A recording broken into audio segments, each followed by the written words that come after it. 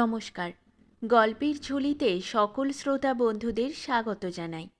আজ আপনাদের জন্য গল্পের ঝুলিতে রয়েছে রাজশেখর বসুর লেখা একগুঁয়ে বার্তা।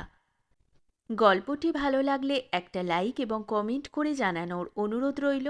আর চ্যানেলে নতুন হয়ে থাকলে আরও গল্প শোনার জন্য চ্যানেলটি সাবস্ক্রাইব করতে কিন্তু ভুলবেন না।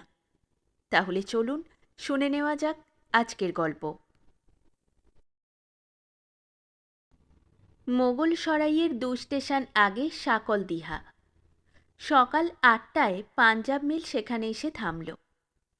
একটা সেকেন্ড ক্লাস কামরায় 10 জন বাঙালি আর অবাঙালি যাত্রী আছেন। গাড়ি চলতে দেরি হচ্ছে দেখে তারা অধীর হয়ে উঠলেন। প্ল্যাটফর্মে কলরব হতে লাগল।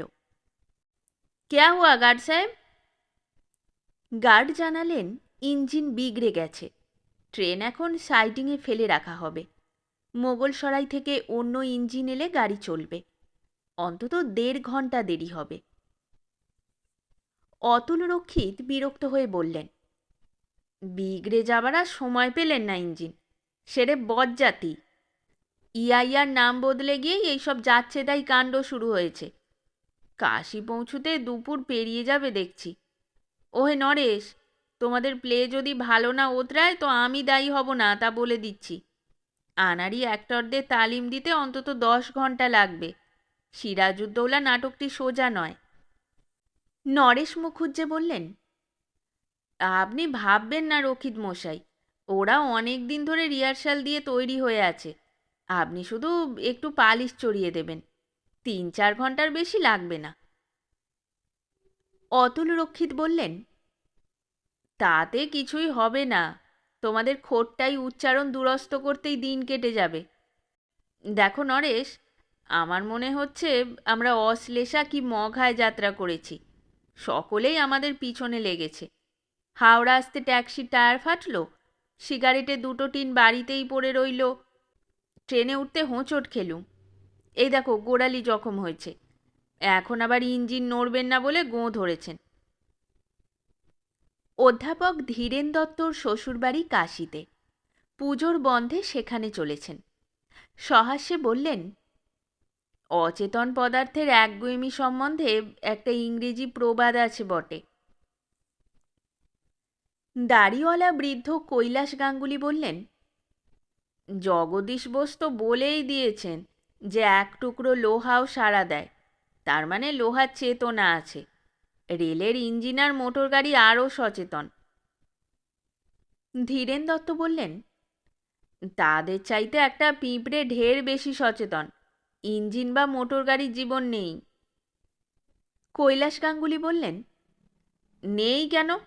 ইঞ্জিন কয়লা খায়, জল খায়, ধোঁয়া ছাড়ে, ছাই ফেলে, অর্থাৎ কোষ্ঠ সাফ করে। মোটর গাড়িও পেট্রোল খায়, তেল খায়, ধোঁয়া ছাড়ে, 4 পায়ে দাপিয়ে বেড়ায়। জীবনের সব লক্ষণই তো বর্তমান, গোঁ ধরবে তার বিচিত্র কি? হলো না গাঙ্গুলি মশাই। মোটর গাড়ি যদি লোহা পেতল চুর খেয়ে দেহের ক্ষয় মেরামত করতে পারত, আর মাঝে মাঝে অন্তঃসত্ত্বা হয়ে পিছনের খোপ থেকে একটি বাচ্চা মোটর প্রসব করত, তবেই জীবিত বলা চলত। জীবনের লক্ষণ হচ্ছে আহার গ্রহণ, শরীর পোষণ, মলবর্জন আর বংশবৃদ্ধি। ওহে প্রফেসর, নিজের ফাঁদে নিজে পড়ে গেছো। তুমি যেসব লক্ষণ বললে তাতে আগুনকেও সজীব পদার্থ বলা চলে। আশপাশ থেকে দাহ্য উপাদান আত্মসাৎ করে পুষ্ট হয়, ধোঁয়া আর ছাই ত্যাগ করে সুবিধে পেলেই ব্যাপ্ত হয়ে বংশবৃদ্ধি করে। ধীরেন দত্ত হেসে বললেন, হার মানলুম গাঙ্গুলি মশাই, কিন্তু ইঞ্জিনের বা আগুনের গোঁয়াছে এ কথা মানি না। জোর করে কিছুই বলা যায় না, জগৎটাই যে প্রাণময়। একজন প্রৌঢ় ভদ্রলোক এক কোণে হেলান দিয়ে চোখ বুজে সব কথা শুনছিলেন। মাথায় টাক, বড় গোঁফ, কপালে একটা কাটা দাগ, চোখে পুরু চশমা। ইনি খাড়া হয়ে বসে বললেন, মশাইরা যদি অনুমতি দেন তো একটা কথা নিবেদন করি। আমি একটা মোটর গাড়ি জানি যার অতি ভয়ানক গোঁ ছিল। আমার নিজেরই গাড়ি, জার্মান বার্থা কার। অতুল রক্ষিত বললেন, ব্যাপারটা খুলে বলুন স্যার। দুহাতের আস্তিন গুটিয়ে ভদ্রলোক বললেন, এই দেখুন কীরকম চোট লেগেছিল। কপালের কাটা দাগটা তো দেখতেই পাচ্ছেন। শুধু জখম হয়নি মশাই, বিনা অপরাধে কোর্টে 1000টি টাকা জরিমানা দিয়েছি। সবই সেই বার্থাকারীর একগুঁয়েমির ফল। নরেশ মুখুজ্জে বললেন, আপনারই তো গাড়ি, তবে আপনার ওপর তার অত আক্রোশ হলো কেন? বেদম চাবুক লাগিয়েছিলেন বুঝি? তামাশা করবেন না মশাই, আক্রোশ আমার ওপর নয়, মকদমপুরের কুমার সাহেবের ওপর। তিনি খুন হলেন, আমি জখম হলুম, আর অসাবধানে গাড়ি চালিয়ে মানুষ মেরেছি এই মিথ্যে অপবাদে মোটা টাকা দণ্ড দিলুম। আমি হচ্ছি মাখনলাল মল্লিক, আমার কেসটা কাগজে পড়ে থাকবেন। কৈলাস গাঙ্গুলি বললেন, মনে পড়ছে না কি হয়েছিল। ঘটনাটা সবিস্তারে বলুন মল্লিক মশাই। ইঞ্জিন এসে পৌঁছতে তো ঢের দেরি, ততক্ষণ আপনার আশ্চর্য কাহিনীটি শোনা যাক। মাখন মল্লিক বলতে লাগলেন, আমি শেয়ারের দালালি করি, শহরে হরদম ঘুরে বেড়াতে হয়। 15 বছর আগেকার কথা। যোগুমল শেঠিয়া পুরনো মোটর গাড়ির ব্যবসা করে। একদিন আমাকে বললে, বাবুজি একটা ভালো গাড়ি নেবেন? জার্মান বার্থা কার, রোলস রয়েস তার কাছে লাগে না, সস্তায় দেব। গাড়িটি দেখে আমার খুব পছন্দ হলো। বেশি দিন ব্যবহার হয়নি, কিন্তু দেখেই বোঝা যায় যে বেশ জখম হয়েছিল, সর্বাঙ্গে চোট লাগার চিহ্ন আছে। তাহলেও গাড়িটি অতি চমৎকার, মেরামতও ভালো করে হয়েছে। যোগুমল খুব কম দামেই বেচলে, 3500-এ পেয়ে গেলুম। একদিন স্টক এক্সচেঞ্জে যাচ্ছি, ড্রাইভার নেই, নিজেই চালাচ্ছি। যাব দক্ষিণ দিকে, কিন্তু স্টিয়ারিংয়ের ওপর হাতটা যেন কেউ জোর করে ঘুরিয়ে দিলে গাড়ি উত্তর দিকে চলল। সামনে একটা প্রকাণ্ড গাড়ি আস্তে আস্তে চলছিল।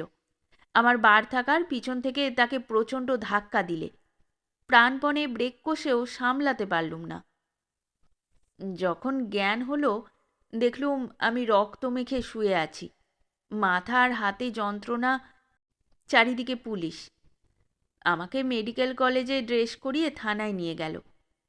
শুনলাম ব্যাপারটা এই, আমার গাড়ি যাকে ধাক্কা মেরেছিল সেটা হচ্ছে মকদমপুরের কুমার সাহেবের গাড়ি। গাড়িখানা একেবারে চুরমার হয়েছে, একটা গ্যাস পোস্টে ঠুকে গিয়ে কুমার সাহেবের মাথা ফেটে গেছে, বাঁচবার কোনো আশা নেই। আমি বেহুঁশ হয়ে গাড়ি চালিয়ে মানুষ খুন করেছি, এই অপরাধে পুলিশ আমাকে গ্রেপ্তার করেছে। অনেক কষ্টে বেল দিয়ে খালাস পেলুম। তারপর 3 মাস ধরে মকদ্দমা চলল। সরকারি উকিল বললে আসামি মদ খেয়ে চুর হয়ে গাড়ি চালাচ্ছিল। আমার ব্যারিস্টার বললে মাখন মল্লিক অতি সচ্চরিত্র লোক, মোটেই নেশা করে না, হঠাৎ মৃগী রোগে আক্রান্ত হয়ে অসামাল হয়েছিল। কৈলাস গাঙ্গুলি প্রশ্ন করলেন, আপনার মৃগীর ব্যারাম আছে নাকি? না মশাই, মৃগী কোশমিনকালে হয়নি, মদ গাঁজা গুলিও খায়নি। আমাকে ফাঁসাবার জন্য সরকারি উকিল আর বাঁচাবার জন্য আমার ব্যারিস্টার দুজনেই ডাহা মিথ্যে কথা বলেছিল। প্রকৃত ব্যাপার, বার্থা গাড়ি নিজেই চড়াও হয়েছিল, আমার তাতে কিছুমাত্র হাত ছিল না। কিন্তু সে কথাকে বিশ্বাস করবে? আমি নিস্তার পেলুম না। 1000 টাকা জরিমানা হলো, আমার ড্রাইভিং লাইসেন্সও বাতিল হয়ে গেল। নরেশ মুখুজ্জে বললেন, কুমার সাহেবের গাড়িটা কোন মেক ছিল? খুব দামি ব্রিটিশ গাড়ি, সোয়াং টুটলার। তাই বলুন, আপনার জার্মান গাড়ি তো ব্রিটিশ গাড়িকে ঢু মারবেই, শত্রুর তৈরি যে।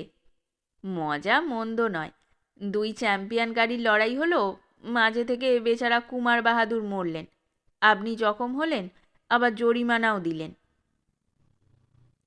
মাখন মল্লিক বললেন, যা ভাবছেন তা নয় মশাই, এতে ইন্টারন্যাশনাল ক্লাসের নামগন্ধ নেই। আসল কথা, বার্থা গাড়ি প্রতিশোধ নিয়েছে, কুমার সাহেবকে ডেলিভারিটলি খুন করেছে। কৈলাস গাঙ্গুলি বললেন, বড় অলৌকিক কথা, কলিযুগেও কি এমন হয়? অবশ্য জগতে অসম্ভব কিছু নেই। আপনার এই বিশ্বাসের কারণ কি? এই সময় কামরায় একটা ধাক্কা লাগলো, তারপরেই হ্যাঁচকা টান। অতুল রক্ষিত বললেন, যাক, বাঁচা গেল। ইঞ্জিন খুব চটপট এসে গেছে। 10:30টার মধ্যে কাশী পৌঁছে যাব। নরেশ মুখুজ্জে বললেন, কাশী বিশ্বনাথ এখন মাথায় থাকুন। মল্লিক মশাই, আপনার গল্পটি শেষ করে ফেলুন, নইলে গাড়ি থেকে নামতে পারবো না। মাখন মল্লিক বললেন, তারপর শুনুন। আমার মাথার আর হাতের ঘা সেরে গেল, মকদ্দমাও চুকে গেল। তখন আমার মনে একটা জেদ চাপল। বার্থা গাড়ির আচরণটি বড়ই অদ্ভুত। তার রহস্য ভেদ না করলে স্বস্তি পাব না। প্রথমেই খোঁজ নিলুম যোগুমল সেথিয়ার কাছে। সে বললে এই গাড়ির মালিক ছিলেন সলিসিটার জলদ রায়, রায় অ্যান্ড দস্তিদার ফার্মের পার্টনার। রাঁচি যেতে চান্ডিলের কাছে তার গাড়ি উল্টে যায়। তার বন্ধু কুমার বাহাদুর নিজের গাড়িতে আগে আগে যাচ্ছিলেন। তিনি অতি কষ্টে জলদ রায় আর তার স্ত্রীকে কলকাতায় ফিরিয়ে আনেন। জলদ রায় 7 দিন পরে মারা গেলেন। তার স্ত্রী ভাঙা বার্থা গাড়ি যোগুমলকে বেচলেন। মেরামতের পর সে আবার আমাকে বেচলে। কৈলাস গাঙ্গুলি বললেন, মানুষ মারাই দেখছি বার্থা গাড়িটার স্বভাব। না মশাই, জলদ রায়কে বার্থা মারেনি। যোগুমল আর কোনো খবর দিতে পারলে না। তখন আমি জলদ রায় স্ত্রীর কাছে গেলুম। তিনি বাপের বাড়িতে ছিলেন, একেবারে উন্মাদ হয়ে গেছেন। তার সঙ্গে দেখা করা বৃথা। তারপর গেলুম জলদের পার্টনার রমেশ দস্তিদারের কাছে। শেয়ার কেনাবেচা উপলক্ষে তার সঙ্গে আমার পরিচয় ছিল। প্রথমটা তিনি কিছুই বলতে চাইলেন না। যখন শুনলেন বার্থা গাড়ি কুমার সাহেবকে মেরেছে, তখন অবাক হয়ে গেলেন এবং নিজে যা জানতেন তা প্রকাশ করলেন। মারা যাবার আগে জলদ রায় তাকে সবই জানিয়েছেন। সংক্ষেপে বলছি, শুনুন। জলদ রায় বিস্তর পৈতৃক সম্পত্তি পেয়েছিলেন। সলিসিটার ফার্মের কাজ দস্তিদারি দেখতেন। জলদ রায় ফুর্তি করে বেড়াতেন আর নিয়ম রক্ষার জন্য মাঝে মাঝে অফিসে যেতেন। তার স্ত্রী হেলেনা রায় ছিলেন অসাধারণ সুন্দরী আর বিখ্যাত সোসাইটি লেডি। কৈলাস গাঙ্গুলি বললেন, ও তাই বলুন। এর মধ্যে একজন সুন্দরী নারী আছেন, নইলে অনর্থ ঘটবে কেন? জলদ রায়ের সঙ্গে মকদমপুরের কুমার ইন্দ্রপ্রতাপ সিংয়ের খুব বন্ধুত্ব ছিল। ইন্দ্রপ্রতাপ বিলিতি সোয়াং টুটলার গাড়ি কিনলেন দেখে জলদ রায় বললেন, আমি লেটেস্ট মডেল জার্মান বার্থা কার কিনেছি। তোমার গাড়ি বড়, কিন্তু স্পিডে বার্থার কাছে হেরে যাবে। কুমার সাহেব বললেন, তবে এসো, একদিন রেস লাগানো যাক। 5,000 টাকা বাজি। জলদ রায় বললেন, রাজি আছি। আমার বাড়ি থেকে স্টার্ট করা যাবে। বেলা 1টার সময় তুমি রওনা হবে। তার ঠিক 15 মিনিট পরে আমি হেলেনাকে নিয়ে বেরুব। চান্ডিলের আগেই তোমাকে ধরে ফেলব। কুমার সাহেব বললেন, খুব ভালো কথা। চান্ডিল ডাকবাংলোয় আমরা রাত কাটাবো। পরদিন সকালে একসঙ্গে রাঁচি যাব। সেখানে আমার বাড়িতে পিকনিক করা যাবে। নির্দিষ্ট দিনে জলদ রায় তার অফিস থেকে বেলা 1:45 ফিরে এলেন। স্ত্রীকে দেখতে পেলেন না। দারোয়ান বললেন, কুমার বাহাদুর এসেছিলেন।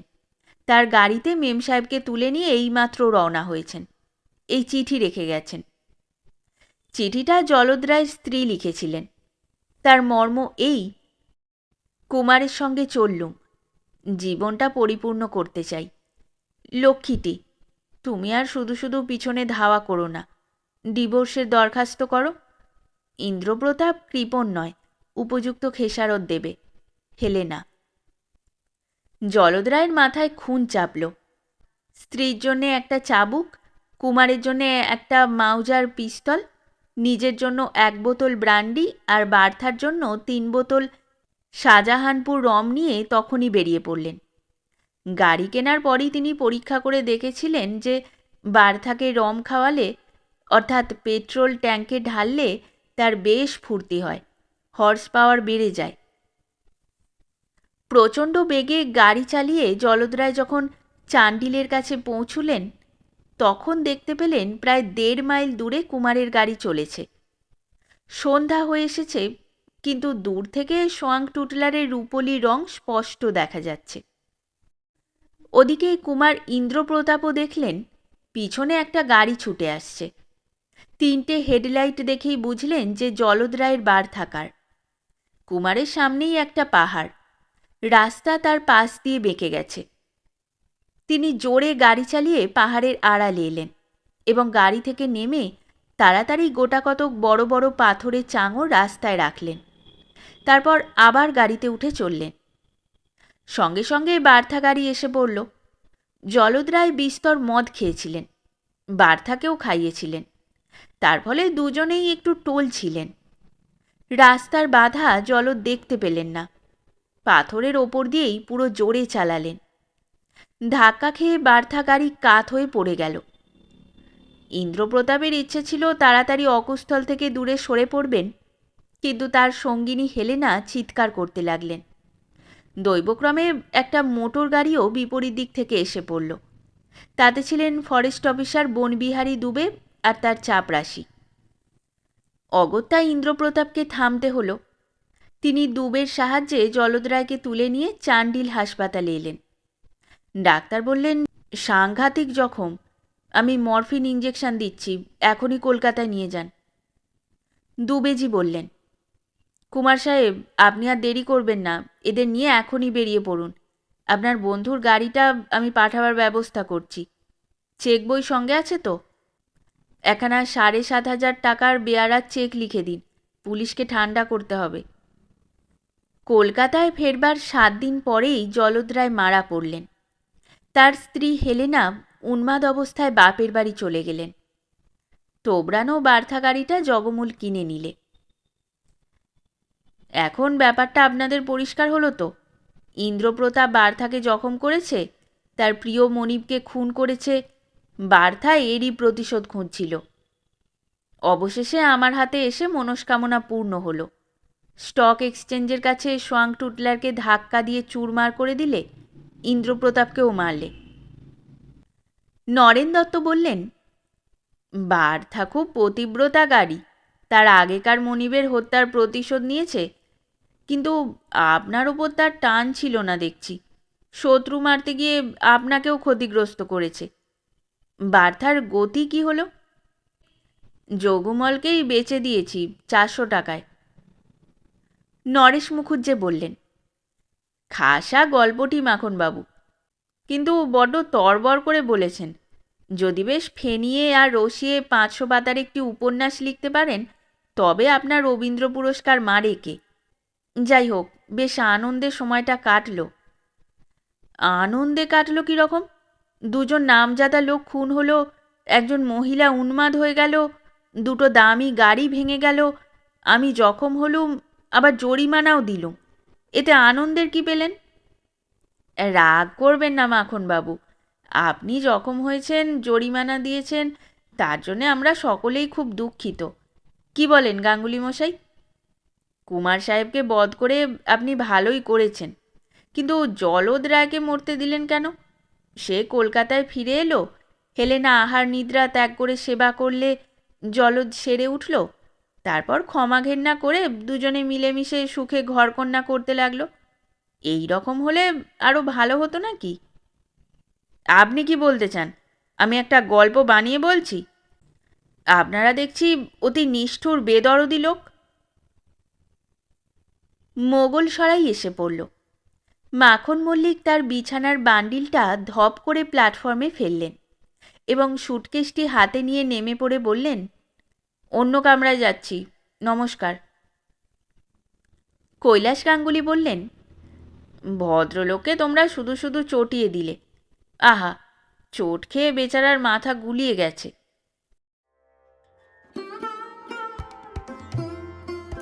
শেষ হলো আমাদের আজকের গল্প। গল্প পাঠে এবং বিভিন্ন চরিত্রে আমি তৃষিতা।